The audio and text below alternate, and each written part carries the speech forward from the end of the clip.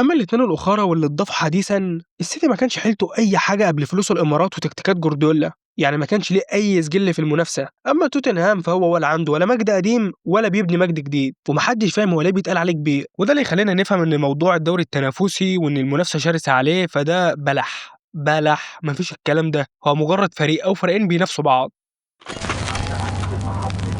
وبمناسبة ذكرنا للسيتي فاحنا هيجي في بالنا أكتر لقطة الإعلام الإنجليزي طلع بها السما، وهي لقطة